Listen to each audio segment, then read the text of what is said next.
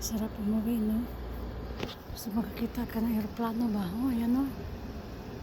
Oh, aeroplano. Sarap umuwi din. Oh. Basta makita ko ng aeroplano, sarap din umuwi ba? Ah. Sarap umuwi, pero walang pera.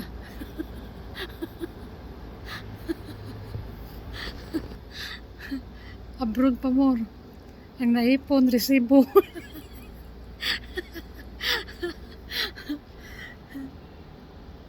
Tawa na lang tayo nito.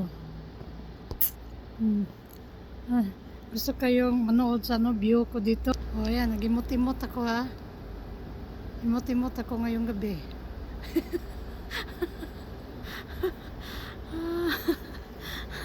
Tahimik ng paligid. Walang magawa.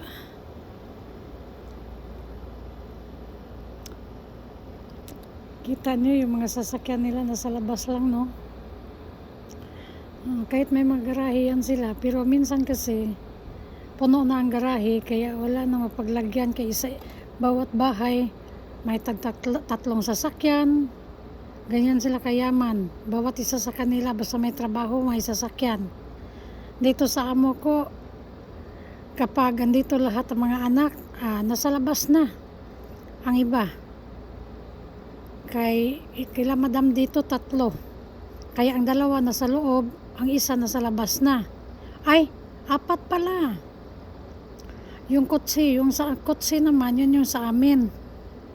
Yun yung service ng service ng mga syakala, yung bao-bao.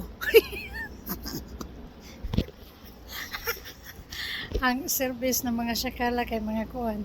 Kanang kutsi ba nga gamay, moto ya mo manglakaw me. Moto ya mo service. Pero ila madam kanang dagko masakyanan. Kami ngayong tao no, ikalaoy. Mo ni buhay ni sa OFW. O ning tuyok na dito ang eroplano, padulong na sa airport. Mga aircon no, nagandar tanan. Pati ka madam nagandar. Unsa naman itong kuwan? Video, na-blurred naman eh. Na-blurred. Pati dagway, wanay nakita. Ay, nako.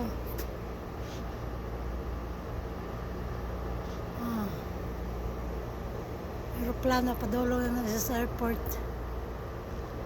Na-blurred naman ito ang kuwan. Video. Ayaw makisama. Kamingaw.